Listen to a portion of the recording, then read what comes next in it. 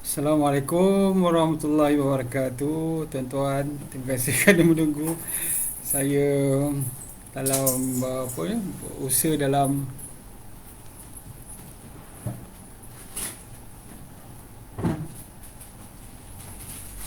tuan-tuan, okey, kita cuba dulu pasti rakan-rakan kita dah ada bersama.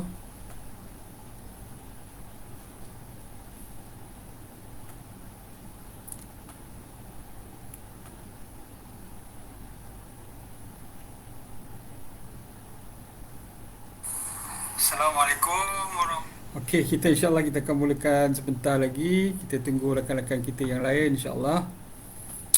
Terima kasih kepada rakan-rakan yang bersama saya pada malam ini. Satu notis yang agak orang cakap tu urgent yang mana kita nak berbincangkan tentang immunity, bagaimana kita ingin meningkatkan sistem daya tahan kita melalui pemakanan. Sebab kita tahu bahawa apabila kita berhadapan dengan penyakit kita ni berada di luaran di luaran. Apabila kita boleh buat apa saja, maksudnya kita boleh pakai mask, kita boleh menjarakkan fizikal dan sebagainya. Tetapi apabila kuman sudah berada di dalam tubuh kita, secara fitrahnya yang menentukan sama ada kita survive, maksudnya kita dapat sembuh atau tidak, adalah sistem daya tahan kita. Sebab tu hari ini kalau kita lihat ramai orang yang menghadapi pelbagai serangan virus, terutamanya mereka yang mengalami sistem daya tahan yang lemah saja yang selalunya akan pergi yang akan meninggal dunia. Jadi sebab tu pentingnya kita menguatkan sistem daya tahan kita. Antaranya nanti kita akan discuss, tetapi sebagai permulaan itulah kepentingan sistem daya tahan kita. Kalau kita lihat sendiri sistem daya tahan ni, kalau kita lihat zaman dulu, bukan zaman dulu lah, maksudnya beberapa tahun yang lepas, para saintis ni hanya membincangkan bagaimana serangan bakteria, virus, fungus dan juga parasit yang akan masuk ke tubuh. Tetapi baru-baru ini ramai saintis yang membincangkan bagaimana sistem daya tahan kita sendiri yang dapat memperbaiki tubuh kita daripada masalah penyakit yang kronik, seperti contoh diabetes, hypertension, kolesterol dan sebagainya. Jadi dia ada orang cakap tu ada paradigm shift daripada dulu bila kita sebut sistem daya tahan ni hanya kita menyebut tentang penyakit berjangkit, tetapi apabila sekarang ni sistem daya tahan rupanya juga berkaitan dengan penyakit tidak berjangkit. Penyakit tidak berjangkit ni seperti contoh diabetes, hypertension, kolesterol, dan akhirnya menyebabkan komplikasi sendiri komplikasi sebagai contoh komplikasi stroke, masalah jantung, dan juga mungkin kerosakan ginjal lah. Jadi komplikasinya begitu.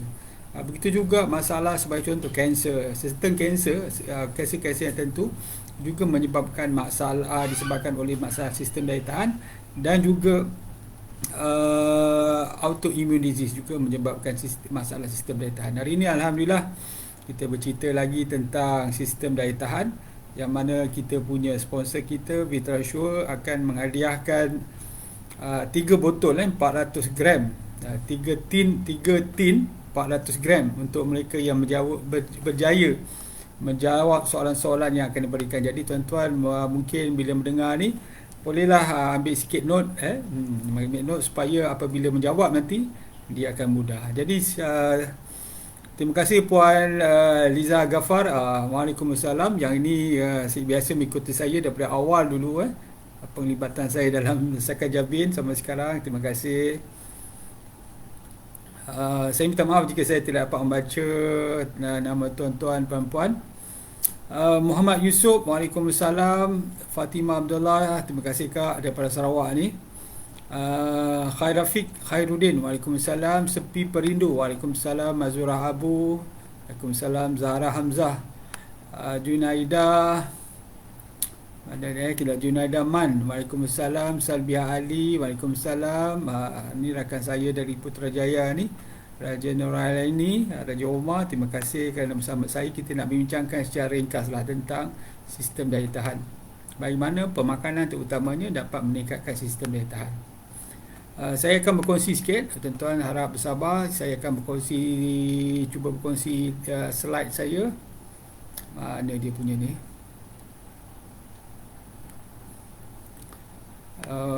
Berkaitan, dan pertama sekali kita nak cerita tentang apa yang menyebabkan sistem daya tahan kita lemah dan bagaimana kita meningkatkannya.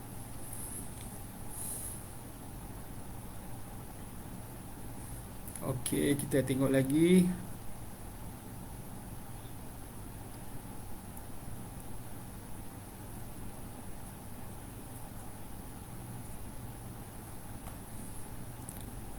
Saya cuba cari butang berkongsi share slide setiap puan kalau tak ada slide ni tak sedap juga. Okey, tak apalah, kita mulakan dulu lah. Pertama sekali sebelum kita pergi jauh berkaitan dengan pendekatan pemakanan atau nutrition yang meningkat sistem daya tahan kita, pertama sekali adalah kita nak tahu siapakah orang-orang yang orang cakap ni mempunyai sistem daya tahan yang lemah. Yang ni yang paling kita kena tahu. Adakah kita ni tergolong ataupun orang yang di bawah jagaan kita yang tergolong di dalam atau mengalami masalah sistem daya tahan yang rendah. Okey, pertama sekali ialah kanak-kanak yang berusia 5 tahun. Yang kanak-kanak yang berusia 5 tahun, seperti mana yang kita ketahui, mereka mempunyai sistem daya tahan yang rendah. Sebab tu kita kena memberi perhatian pada mereka. Sebab tu kalau mereka berada di tadika sebagai contoh, kekerapan mereka untuk mendapatkan serangan virus, selsema, batuk, kadang-kadang sampai batuk berkahak dan sebagainya, sangat tinggi disebabkan oleh sistem daya tahan mereka rendah. Dan yang lebih rendah lagi apabila mereka berusia 1 tahun ke bawah. Yang ni lagi sangat rendah. Jadi kanak-kanak yang berusia 5 tahun ke bawah adalah mereka yang mempunyai sistem daya tahan yang rendah. Itu yang pertama. Yang kedua, kita kena faham ialah mereka yang mempunyai mereka yang hamil. Mereka yang hamil ni memang mempunyai sistem daya tahan yang lemah. Sebab apa? Sebab memang secara fitrahnya apabila seorang itu hamil, secara orang cakap saintifiknya lah, jadi anak tu dia adalah sebahagian, kita panggil dia sesuatu yang asing pada tubuh. Jadi bila sesuatu yang asing dalam tubuh ni, selalunya tubuh kita akan meningkatkan reaction, body reaction, yang menyebabkan mungkin dia akan, kalau tidak terkawal dengan baik, kemungkinan akan mengalami keguguran. Jadi sebab itu apabila hamil, sistem daya tahan kita diturunkan semata-mata untuk anak ini membesar. Sebab tu pengorbanan lah seorang ibu, di mana apabila seorang tu hamil untuk membesarkan anak, sistem daya tahannya rendah. Dan apabila sistem daya tahannya rendah, yang itu menyebabkan mereka mudah mendapat serangan, sebagai contoh serangan virus. Sebab tu kita lihat ramai sekarang ni antaranya lah yang mendapat komplikasi daripada serangan virus, antaranya ialah wanita yang hamil. Itu yang kedua. Yang ketiganya adalah orang tua, warga emas yang berusia 65 tahun ke atas. Warga emas yang berusia 65 tahun ke atas ni memanglah mereka yang kita sebut sebagai yang berisiko. Sebab apa? Ya, biasalah apabila tubuh dah semakin tua, sistem daya tahan kita pun dah semakin kurang. Mungkin kita dah kurang makan, kita dah memilih makan makanan yang lembut saja. Mungkin kita dah tak berselera untuk makan makanan yang bernutrisi, yang menyebabkan sistem daya tahan kita menjadi rendah. Dan juga mungkin tubuh kita sendiri yang orang cakap tu yang tidak lagi berapa kuat membandingkan semasa kita muda dulu. Sebab contoh, kalau contohlah ke saya sendiri, kalau dulu masa muda kita umur 20 berhujan, tak ada masalah pun, badan kita kuat je. Tetapi sekarang apabila kita berhujan je, dah startlah batuk, demam, sesema. Itu menunjukkan bahawa sistem daya tahan kita tak kuat. Yang keempat ialah pesakit kronik. Contohnya diabetes, hypertension, mungkin hyperkolesterolemia, pesakit paru, mengasali masalah paru-paru, seperti contoh dia asma. Yang ni mereka mempunyai sistem daya tahan yang remah. Ini semua orang tahu dah. Terutamanya diabetes lah. Selain daripada itu, pesakit hypertension. Sebab tu orang yang mengalami masalah komplikasi daripada jangkitan varis ni antaranya ialah pesakit diabetes, hyperkolesterol, hipertensi dan sebagainya. Yang kelima adalah mereka yang obes. Mereka yang obes ni kena faham bahawa lemak-lemak pada abdomen tu sendiri adalah pro-inflammatory, yang mana dia akan menurunkan sistem daya tahan yang lemah. Yang kelima dan yang keenam ialah orang yang memang mempunyai sistem daya tahan yang lemah. Sebagai contoh, pesakit kanser, pesakit autoimun, pesakit HIV, pesakit yang mendapat rawatan kemoterapi. Jadi mereka ni sendiri mempunyai sistem daya tahan yang lemah. Yang ini kena berhati-hati apabila kita berjumpa dengan orang ramai dan sebagainya, kita bimbang jangkitannya. Kemudian kita tengok juga kita tengok bagaimana kita nak meningkatkan sistem daya tahan kita. Saya kalau boleh nak berkongsi ni, tapi saya tak jumpalah share button. Jadi saya bacakan je lah seperti mana yang pernah saya sebut minggu lepas, iaitu cara meningkatkan sistem daya tahan kita ni adalah ada lebih kurang 7 langkah. Yang ni saya selalu memberitahu 7 langkah afiat. Yang pertama sekali ialah menjaga pemakanan dengan menjarakkan waktu makan dan berpuasa. Maksudnya orang yang berpuasa ni insya-Allah dia akan mendapat kesihatan. Yang kedua, mengambil makanan-makanan yang berkhasiat. Ini kadang-kadang kita sebut sebagai Quranic food lah. Minyak zaitun, delima, kurma, pisang dan sebagainya. Kita ambil lah. Kita selalu ambil, kita panggil processed food, makanan-makanan yang tak sihat. Cuba kita ambil makanan-makanan yang lebih natural sebagai kudapan kita. Yang ketiga, minum air yang secukupnya. Minum air yang secukupnya nanti kita akan ulas mungkin lain kali. Yang keenam, tidur dan rehat yang mencukupi. Yang kelima, minta maaf, aktiviti fizikal yang bersesuaian.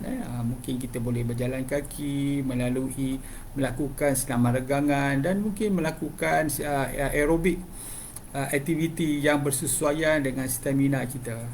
Yang keenam, kawal stres dengan yang baik. Yang ketujuh adalah mengambil suplemen yang diperlukan. Mungkin kita mempunyai, orang cakap tu selalu batuk sesama, vitamin C mungkin bagus untuk kita. Bagi mereka yang mempunyai sebagai contoh tulang yang rapuh, tulang yang tak berapa kuat, mungkin pengambilan kalsium dan vitamin D pun sesuai untuk kita. Contohnya orang yang mempunyai kulit yang tak cantik disebabkan oleh masalah mungkin eczema, mungkin disebabkan oleh psoriasis dan penyakit kulit yang lain, mungkin kita boleh ambil vitamin E, vitamin C. Dia membantu untuk kita mengawal penyakit itu dengan lebih baik. Jadi sebab itulah pengambilan suplemen ni sebenarnya haruslah kita bincang dengan orang yang faham. Mungkin doktor yang faham. Jadi kadang-kadang tak semua doktor yang faham. Ahli farmasi sebagai contoh, dia akan memberitahu apa yang sesuai untuk kita. Jadi tuan-tuan, begitulah cara untuk meningkatkan sistem daya tahan pada diri kita. Saya nak sebut sekali lagi. Yang pertama sekali ialah menjaga pemakanan dengan menjarakkan waktu makan dan berpuasa. Sebab tu kita cuba jarakkan. Satu hari mungkin kita makan 3 kali saja. Ada orang makan 2 kali saja. Jadi antara in between tu, minum air kosong. Mungkin makan sikit yang kudapan-kudapan seperti buah-buahan macam saya sebut tadi. Mungkin ambil sikit kurma. Mungkin kalau buah-buahan tempatan, mungkin jambu batu, betik dan sebagainya. Yang kedua, mengambil makanan yang berkhasiat. Selain daripada itu, kita tengok adakah makanan yang kita nak ambil ni berkhasiat. Adakah dia trans fat, banyak trans fat. Adakah dia, kita sebut dia sebagai processed food. Adakah dia mempunyai nilai fine karbohidrat yang tinggi, glycemic index yang tinggi. Jadi kalau kita dapat memilih makanan-makanan sihat ni, insya-Allah sistem daya tahan kita akan naik. Yang ketiga, kita minum air kosong yang secukupnya. Sebab penting untuk kita mendapat air kosong, mendapat air yang secukupnya dengan melihat saja air kencing kita. Ada orang cakap melalui berat badan, ada orang cakap 8 gelas. Pada saya paling mudah sekali, kita pergi bilik air, kita tengok bila kita buang air kecil, kita lihat air kencing kita sama ada dia jernih, keruh ataupun berbau hancing yang kuat dan sebagainya. Yang keempat, pastikan tidur kita. Tidur dan rehat kita yang mencukupi. Berapa jam? Sebenarnya tuan-tuan, berapa jam tu dia sebenarnya relatif sebenarnya. Ada orang 4 jam dah cukup, ada orang 6 jam dah cukup, ada orang 8 jam dah cukup. Cuma bagaimana nak tahu kualitinya ialah apabila kita tidur dengan mudah, dan bila kita tidur tu dia tidak mudah terjaga. Dengan masa tidur tu kita punya fikiran tak mudah, orang cakap tu teringat benda itu, teringat benda ini. Kita tidur dengan lena, dengan orang cakap tengah lenyak. Dan apabila kita bangun tu, kita rasa segar, kita rasa seolah-olah kita dah cukup untuk rehat. Itulah kualiti yang bagus. Seterusnya, aktiviti fizikal yang bersesuaian.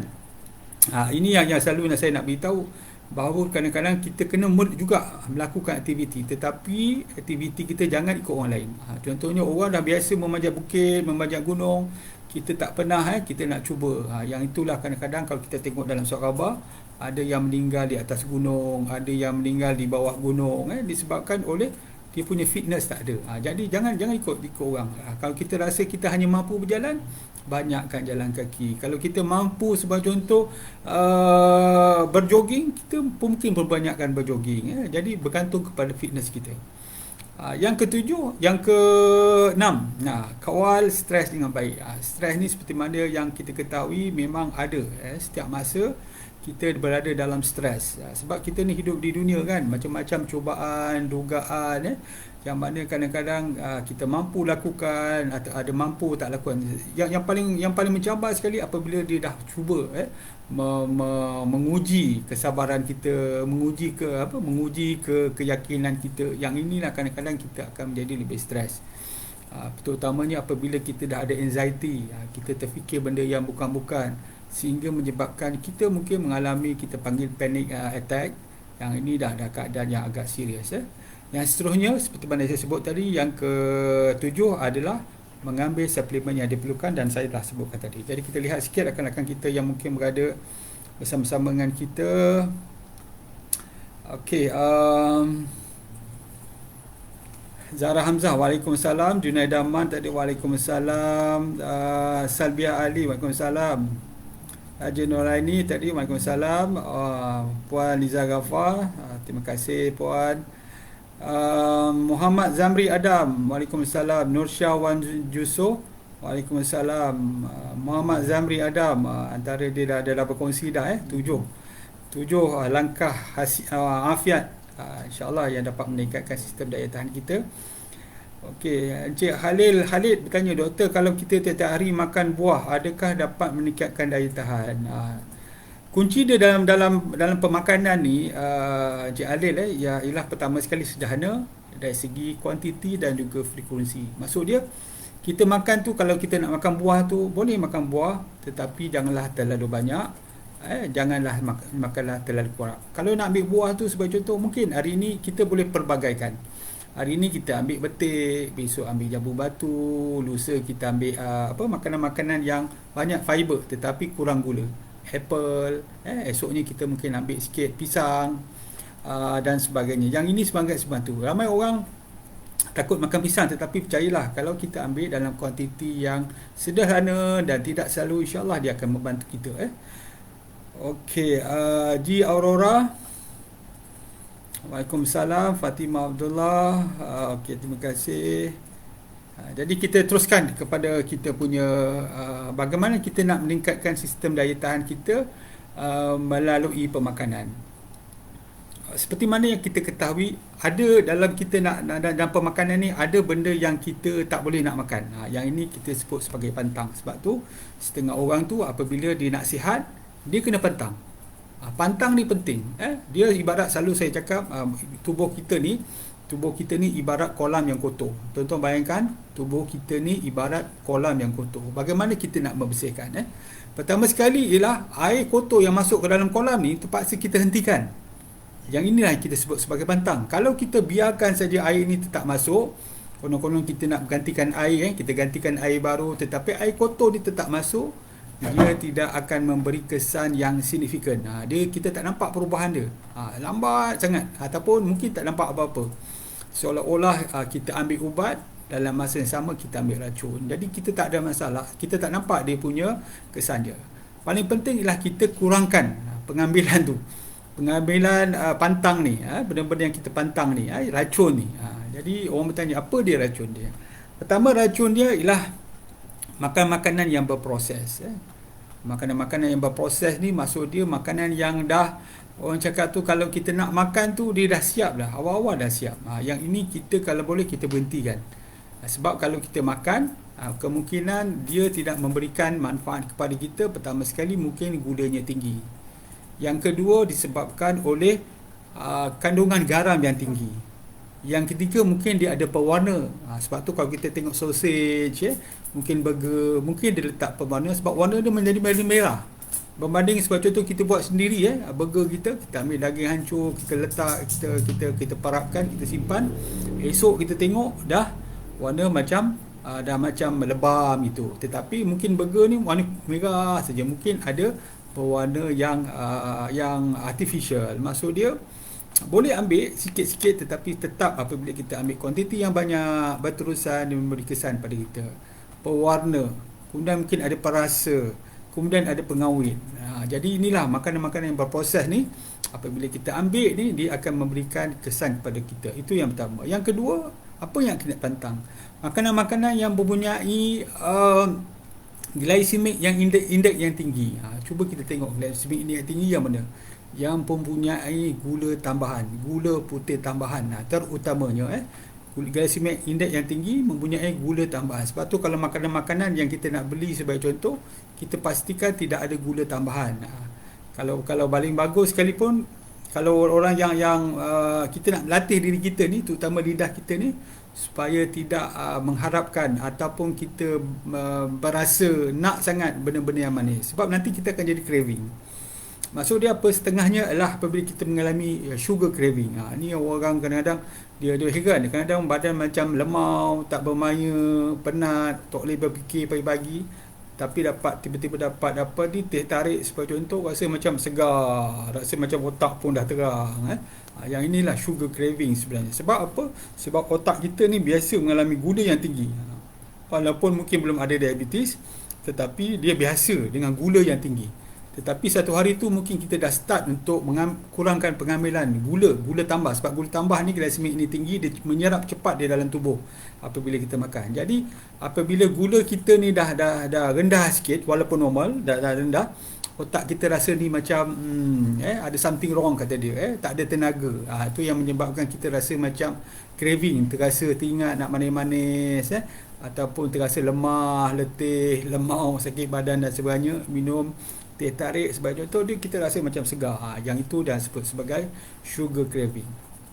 Okey, yang kedua.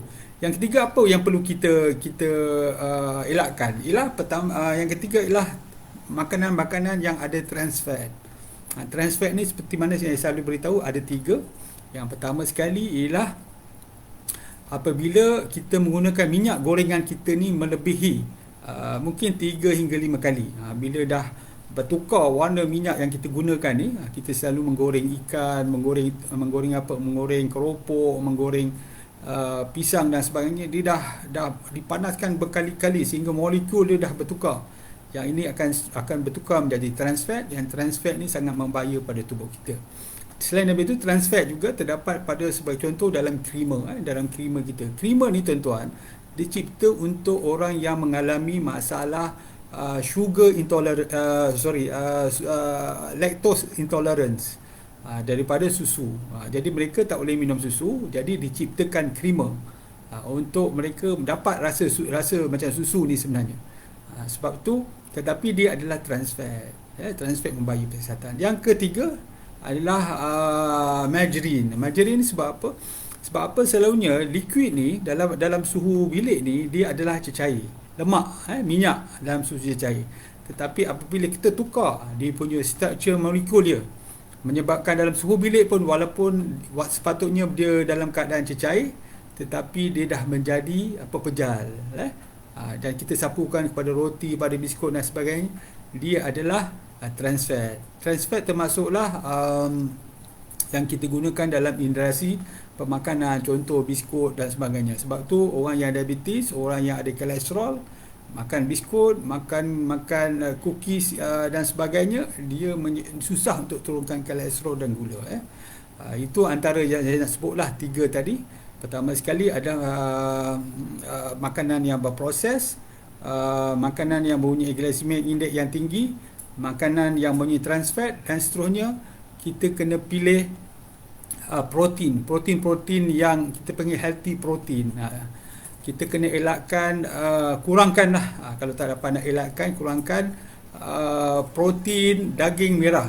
Daripada daging merah, kita banyakkan daging putih sebagai telur, ikan, mungkin sayur-sayuran pun dah ada protein. Sebab dalam tubuh kita ni, kita tak perlu banyakkan protein, kecuali kalau kita memanglah atlet, atlet bina badan ke, memang atlet, kita menggunakan banyak protein. Jadi itulah antara 4. Saya bagi 4 ni, tuan-tuan amalkan, insya-Allah tuan-tuan nampak perubahan dari segi kolesterol, gula dan juga tekanan darah. Sebab tu nak sihat, nak meningkatkan daya tahan, 3 perkara ni, 4 perkara tadi yang perlu kita elakkan. Okey, kita lihat dulu rakan-rakan kita yang masa bersama dengan kita.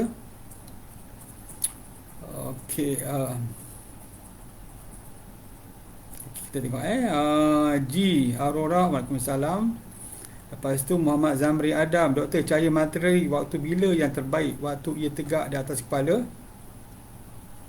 Okey, ya betul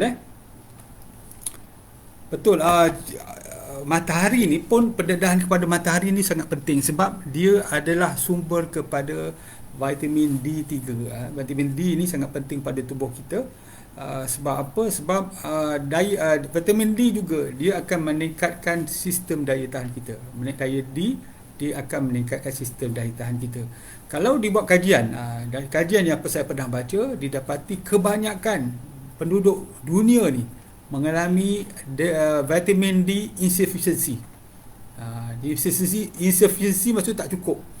Ada tapi tak cukup. Sebab tu dia tak menunjukkan, dia orang cakap tu tanda-tanda deficiency, kekurangan yang signifikan. Dulu sama contoh dulu, kalau kita baca buku teks, saya dulu baca buku teks, vitamin D dan juga kalsium deficiency menyebabkan riket, kaki menjadi bengkok, tulang menjadi rapuh dan sebagainya. Tapi sekarang ni ramai yang ada tetapi tak mencukupi. Kalau tuan-tuan tak percaya, tuan-tuan boleh pergi membuat pemeriksaan vitamin D, selalunya tak cukup. Sebab apa? Kita tak mendapat pendedahan cahaya matahari yang mencukupi, dan juga makanan. Makanan kita dah tak ada lagi dah vitamin D dah.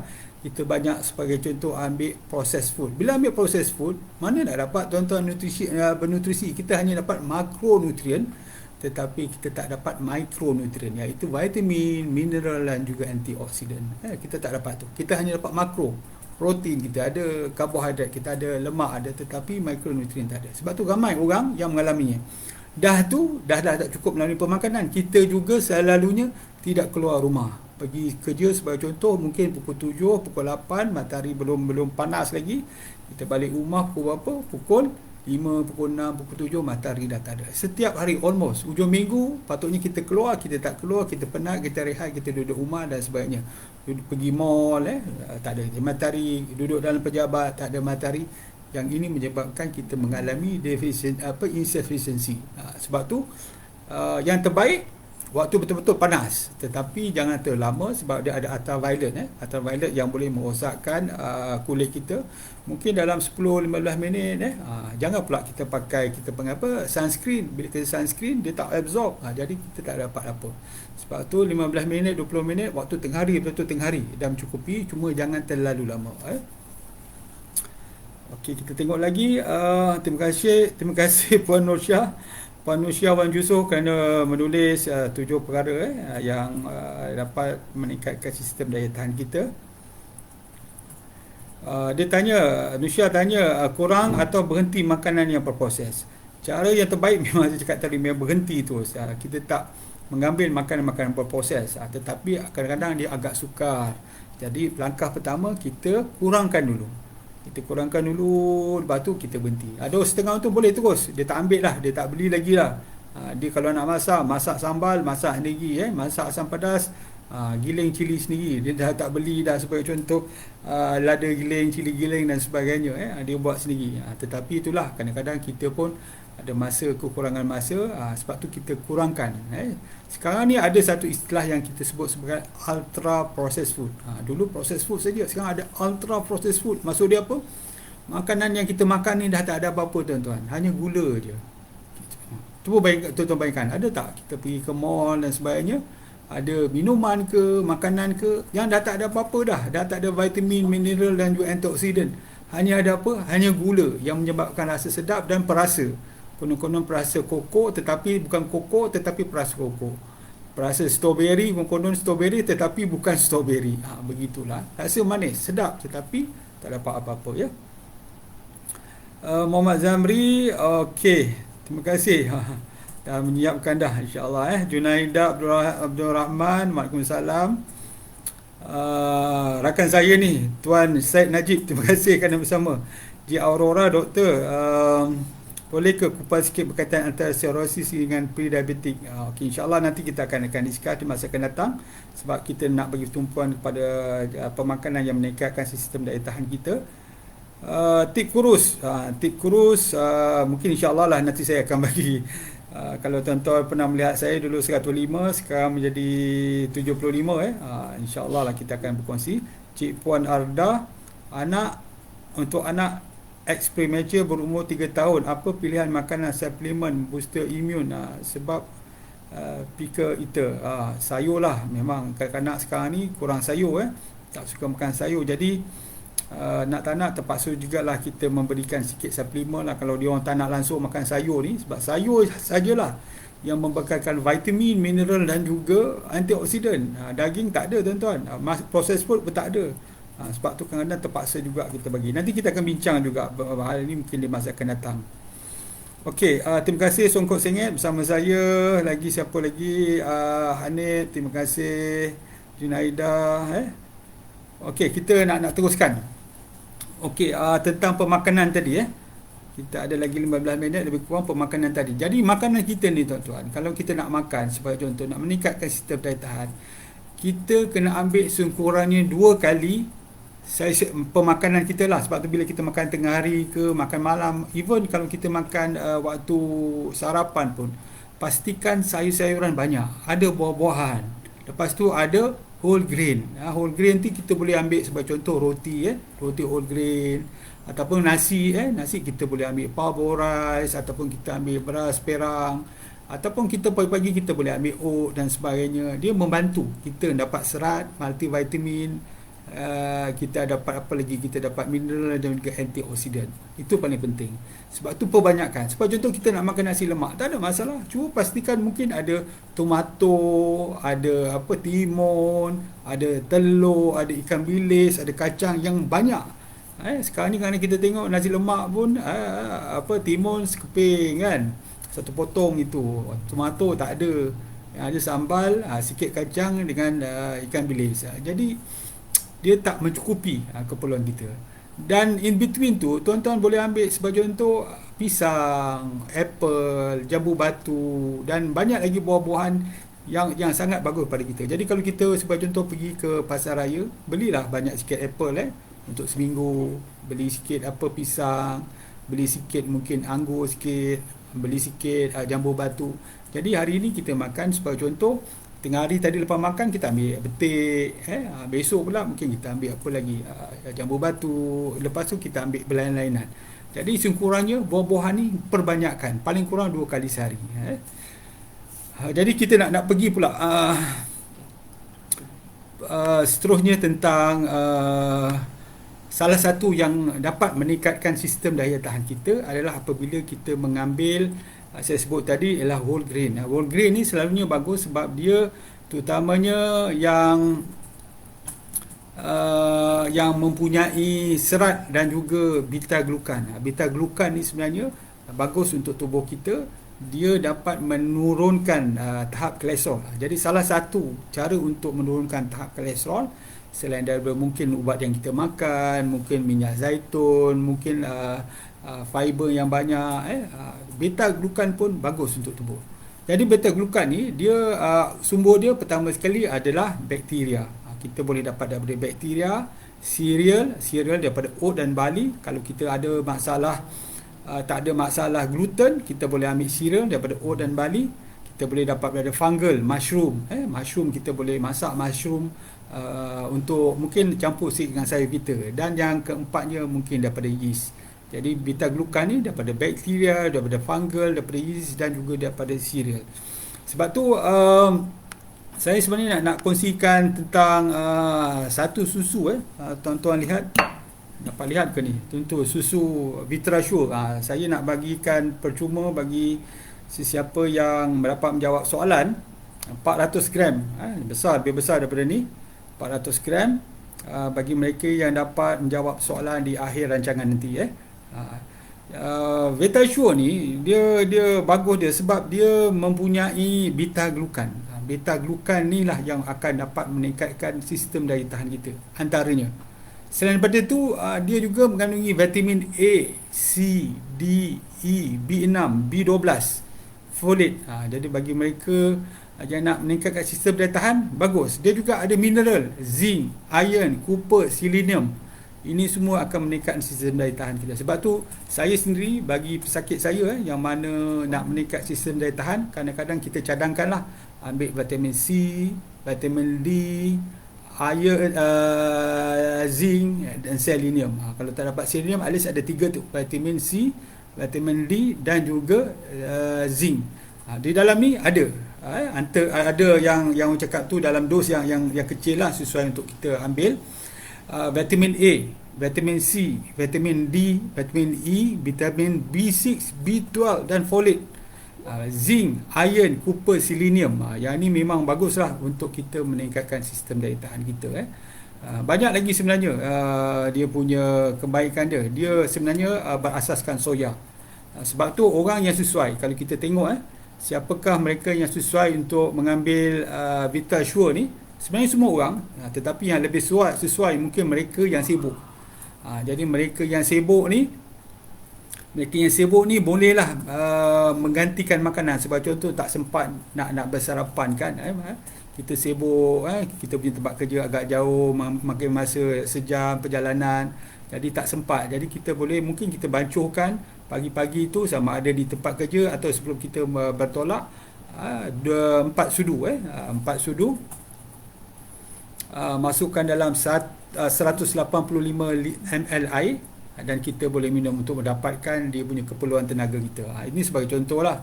Ataupun warga tua yang tak ada selera nak makan tak ada selera, sebab mungkin ialah orang tua, appetite tak ada kan, makan pun sikit, jadi badan pun menjadi kurus.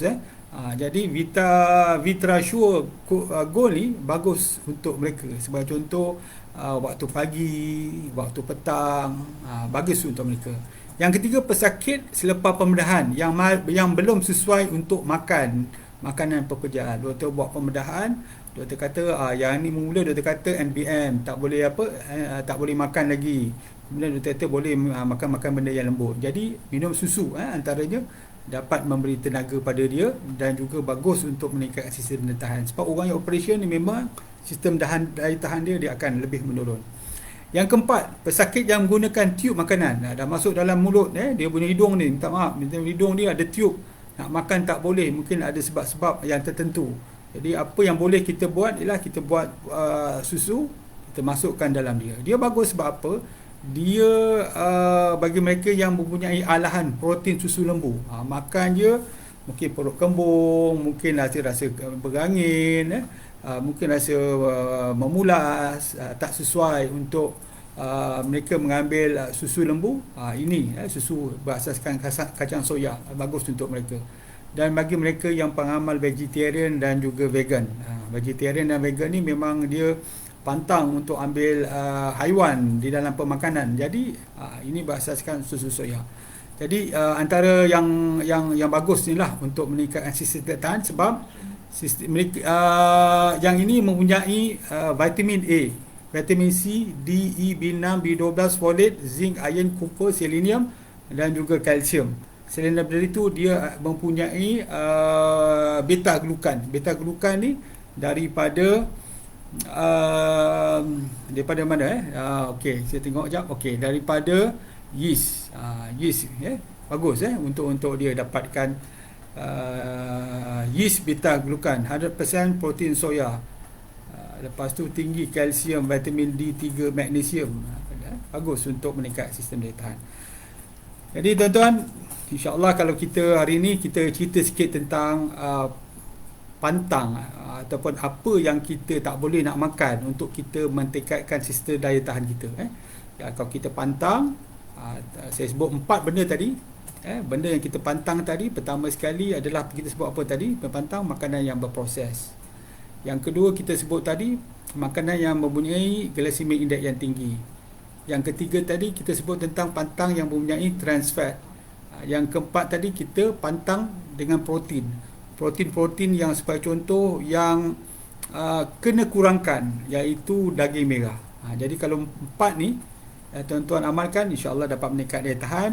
Amalkan susu 1 hari 2 kali, 4 sudu, setiap scoop 185 ml air. Jadi insya-Allah dia akan memberi kekuatan sistem daya tahan yang tinggi. Jadi sebelum kita mengakhiri program, kita tengok siapa yang berada di bersama saya. Saya minta maaf jika saya tidak membaca puan-puan. Okey, Zainal Abidin Sabri, anak-anak tak nak sayur boleh ganti dengan buah ke doktor? Memang. Kalau sebagai contoh dia tak suka sayur, kita ganti dengan buah. Contoh dia dah makan tu, kita paksa dia ambil buah. Buah pisang ke, buah betik ke, kena makan. Kalau tak nak makan sayur, kena makan. Tapi kalau dapat dua-duanya, lagi bagus. Ainul Akmal, Assalamualaikum. Waalaikumsalam. Nur Zawani, Waalaikumsalam. Nur Audah, Waalaikumsalam. Hanif, Quaker oat ke doktor? Quaker oat pun ada glukan, tetapi yang ini daripada yeast, dia punya beta glukan dia. Nur MK, salam doktor. Waalaikumsalam. Abdul Aziz, terima kasih Tuan Haji. Ini rakan saya ni, kenal melalui Facebook, belum pernah bersua muka. InsyaAllah lepas PKP ni kita ngopi lah kat mana-mana, kat Kempas ke. Nur MK, ni meal replacement doktor, semua sesuai tak untuk sakit gastrik? Untuk pakai sakit gastrik ni sesuai sebab dia tak berasid. Dia bukannya kerana setengah orang tu ada gastrik dia tak sesuai minum susu, sebab bila minum susu dia lagi kembung. Yang ni kacang soya. Cik Puan Arda, pilih roll oat, betul? Kalau orang tak ada gluten. Masalah oat ni dan juga Bali ni, orang yang ada gluten, masalah gluten sensitivity ni, dia tak sesuai sebab bila makan nanti perut dia kembung. Dia kembung, dia memulas. Macam juga orang yang mengalami lactose intolerance apabila ambil susu lembu. Jadi dia rasa macam gitu. Sama Syarif, susu ni boleh tak naikkan berat badan tak? Sebab suami saya kurus sangat makan ni tuan-tuan. Kalau lelaki, cara nak meningkatkan berat badan ni, saya cadangkan pergi gym. Sebab bila dia pergi gym, dia akan meningkatkan otot. Otot ni bukan lemak. Setengah orang tu dia ingat nak meningkatkan berat badan ni makan banyak. Bukan, mana apa yang jadi ialah lemak banyak. Kita sebenarnya lelaki nak otot yang banyak. Jadi pergi gym, buat exercise sikit, angkat berat, ambil sikit protein, insya-Allah dia akan bertambah berat badan dan juga menjadi lebih sihat. Puan Ainul Amar, ya, Vitasure, Vitra puan, bukan Vita puan, Vitra Sure Gold. Susu ini okey. Okey, saya bacaan catatan Puan Hanif ni. Dia kata saya dulu 50 sebelum kahwin, sekarang 80 kilo. Biasa tu dulu saya pun sama, berat saya dulu 55, lepas kahwin 75, kemudian masuk 95 lah, sekali 105. Alhamdulillah dah turun balik kepada 75. Ya betul Puan Ainul. Vitrasure, Mimi Kadir, Vitrasure bagaimana dengan kandungan gula? Gula dia kalau saya tengok ni berasaskan pada fruktos, bukan pada glukos. Jadi tak ada kandungan gula kat sini. Gula glukosa ada fruktosa, yang saya baca di sinilah. Pengidap diabetes, insya-Allah saya cadangkan untuk orang yang diabetes tu, kalau nak ambil tu, seperti biasa, ambil selepas makan ubat. Lepas makan ubat diabetes tu, sama ada metformin ke, daunil ke dan sebagainya, ambil ini dalam satu cawan dah mencukupi. Sakit buah pinggang stage mana tuan? Kalau stage 1, 2 masih lagi normal sebenarnya. 3 dah border, 4, 5 tu dah mungkin dah kronik dah, yang itu dah tak sesuai lah. Setakat 1 normal, bagus, 2 okey lagi, 3 tu 50-50. Ambil yang ini bukannya kita panggil daging merah atau protein yang berat. Susu soya ni protein dia tak berapa macam kata kompleks sangat, mudah dicernakan, insyaAllah sesuai. Lail Vitrasure Gold ni sesuai bagi makanan tambahan atau sebagai gantian makanan. Okey, ni dia menjemput balik. Terima kasih mengi nota. Encik Hanif bertanya, bukan soya menggalakkan pertumbuhan sis ke doktor?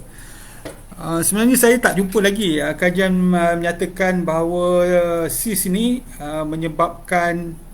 disebabkan oleh soya. Saya tak jumpa lagi. Malah soya ni ada yang cakap dia bagus sebab dia adalah phytoestrogen. Phytoestrogen mengelakkan daripada kanser payudara sebagai contoh. Tetapi saya tak jumpa lagi lah untuk sis ni. Untuk sis, kalau ambil collagen, yang itu lebih berat. Kalau katakan contoh antara soya dengan collagen, yang mana satu pembuktian yang menunjukkan menyebabkan sis?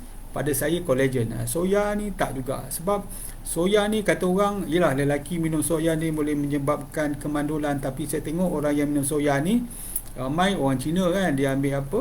Tahu. Orang Indon pula, yang Jawa macam saya ni ambil tempe kan. Tapi kalau tengok negara yang paling banyak manusia ialah China dan Indonesia. Jadi nak katakan ambil soya ni menyebabkan infertility, kemandulan tu, saya rasa tak juga kot. Okey, siapa lagi? Salma Syarif. Okey, terima kasih kerana berkongsi. Sarimah Khairuddin, Waalaikumsalam. Nurul Daud, Waalaikumsalam. Firdaus Ismail, Waalaikumsalam. Syed Syazwan, kalau ada masalah tinggi AST, ALT dalam darah, okey ke ambil susu tu doktor? Macam mana kalau ada masalah hati? Masalah hati ni pertama sekali yang terutama yang ada kita sebut sebagai fatty liver. Fatty liver ni disebabkan oleh pengambilan terlalu banyak karbohidrat, terutamanya refined karbohidrat. Jadi apa yang berlaku ialah sepatutnya kita karbohidrat ni digunakan sebagai tenaga. Tetapi apabila kita mengambil terlalu banyak dan pada waktu yang sama kita tidak membakarnya, tidak melakukan aktiviti fizikal yang setara dengan kalori yang kita ambil, semua karbohidrat ni akan ditukarkan menjadi lemak, menjadi glycogen, menjadi apa lagi, menjadi triglyceride di dalam darah, dan akhirnya disimpan dalam hati. Apabila terlalu banyak sangat disimpan dalam hati, menyebabkan enzim di dalam hati kita akan meningkat. Sebab tu fatty liver selalunya berkaitan dengan kolesterol yang tinggi dan juga enzim liver yang tinggi. Jadi apabila benda ni berlaku, problem ni ialah karbohidrat. Kalau kita turunkan karbohidrat, kita tingkatkan aktiviti fizikal, insya-Allah dia akan turun. Jadi bukan masalah orang cakap tu makanan apa yang kita ambil. Saya rasa susu ni kita ambil dalam kuantiti yang biasa, insya-Allah dia akan memberi manfaat. Susu okey. Terima kasih Sayyid Muhammad Amin. Sesuai, saya rasa bukan rawatan lah untuk darah tinggi, tetapi boleh diambil. Kalau contoh kita nak meningkatkan sistem daya tahan kita ada darah tinggi, memang kita boleh ambil dia, tetapi bukanlah rawatan untuk penyakit darah tinggi. Kena faham tu. Susu ni untuk apa?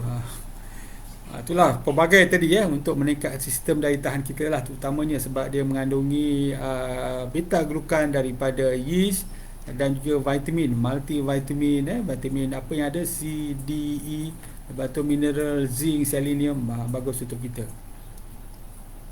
Seri Sepi Perindu, buah pinggan stage 3B doktor. Kalau 3B ni dia dah border dah ke arah yang orang cakap tu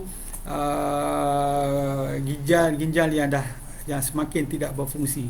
Jadi berhati-hatilah nak minum air pun, tengok air jangan terlalu manis, jangan ambil protein yang terlalu berat, jangan mengambil lemak trans fat atau saturated fat dan sebagainya. Yang ini kena ikutlah nasihat daripada dietitian yang memberi nasihat tentang pemakanan ni. Bagi mereka yang nak mengetahui harga dan sebagainya, macam mana boleh dapat ni, tuan-tuan boleh pergilah kepada saya punya kedai online ni, http net venue, type je net venue, needvenue.com.my. Kat situ ada pilihan dia, boleh dapatkan di situ. Jadi insyaAllah kita tutup dulu perkongsian kita. Kita akan berkongsi, saya akan memberikan 3 soalan 3 soalan daripada perkongsian saya malam ni. Mereka yang menjawab dengan tepat dan cepat akan dipilih untuk mendapatkan mendapatkan satu tin percuma yang akan dipostkan ke alamat tuan-tuan. Jadi kalau nama tuan-tuan terpilih, segera menghubungi kami. Alamat kita boleh dapatkan nombor telefon tak? Nombor telefon yang untuk dihubungi. Nombor telefon untuk dihubungi supaya nama saja dipanggil, dia terus menghubungi untuk kita dapatkan nama, alamat dan nombor telefon untuk urusan pos. Okey. Jadi saya bacakan soalan pertama. Soalan pertama ini berkaitan dengan pemakanan kita.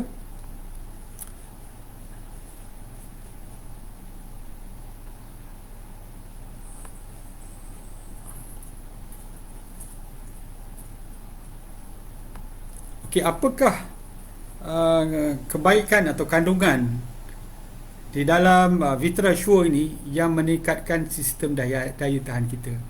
Dia ada satu elemen yang meningkatkan sistem daya tahan kita. Boleh tuan-tuan beritahu saya apa nama dia tu, yang kita boleh dapat daripada bakteria, cereal, fungus dan juga yeast. Tetapi yang ini kita dapatkan daripada yeast.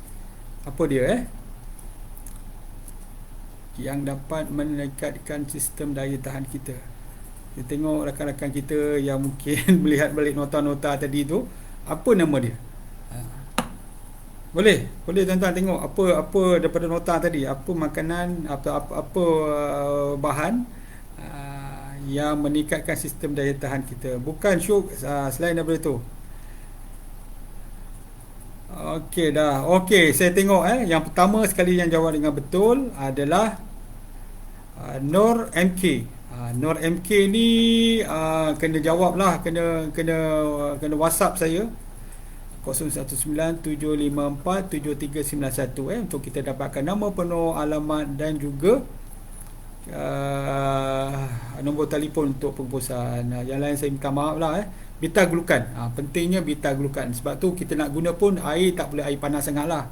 Agak-agak air lebih kurang 80 darjah Celsius tu dah cukup untuk kita bancuh dan kita mendapatkannya. Okey, apakah soalan kedua, apakah cadangan, berapa banyak skop yang kita cadangkan pengambilan Vitrasure ni dalam 185 ml air? Berapa skop yang dicadangkan untuk setiap hidangan?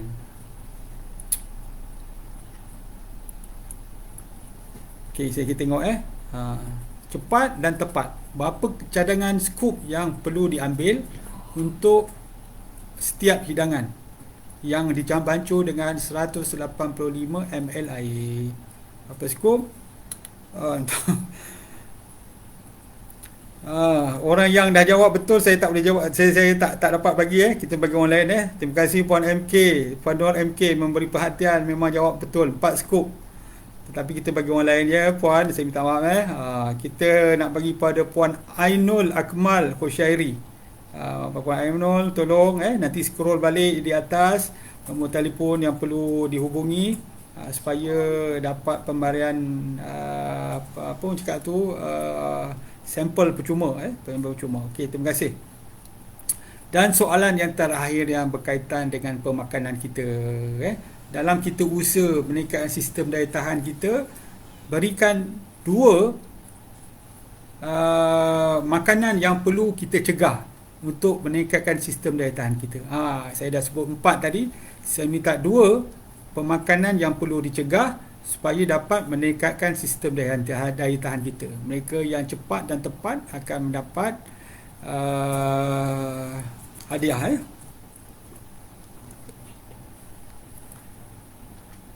Boleh 2 makanan yang meningkatkan yang perlu dicegah untuk meningkatkan sistem daya tahan kita. Apa dia makanan dia? Dua tuan jangan beri satu saya tak kira. Kena dua, yang cepat dan tepat, mesti tepat. Dua makanan terus dibagi jawapan dua jangan satu kemudian satu, terus bagi dua.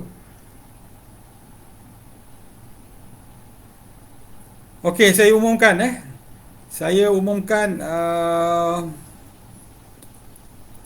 Puan Mazurah Abu. Makanan berproses dan makanan yang mempunyai GI yang tinggi. Antaranya makanan yang berproses dan makanan yang mempunyai glisemik yang tinggi. Itu jawapan yang betul. Jadi Puan Mazurah tadi bolehlah hubungi kita. Puan Mazurah jangan lupa. Dia tak boleh lama puan-puan ni promosi ni. Nanti kalau lama sangat kita dah tak dapat nak melayan. Jadi sekurang-kurangnya esok paling lambat atau lusa hubungi kami supaya kami dapat melakukan proses pengantaran secepat mungkin. Jadi terima kasih kepada tuan-tuan yang puan-puan yang bersama saya dalam perkongsian meningkatkan sistem daya tahan kita melalui pemakanan. InsyaAllah minggu depan kita akan mungkin bercerita tentang bagaimana kita menambah. Tadi kita air kolam kita tadi kita dah pantang air kotor tak masuk dalam kolam. Sekarang ni bagaimana kita nak membuang air yang kotor ni sebelum kita gantikan dengan air yang baru. Jadi insya-Allah kita akan berjumpa lagi insya-Allah pada minggu hadapan. Sekian wabillahi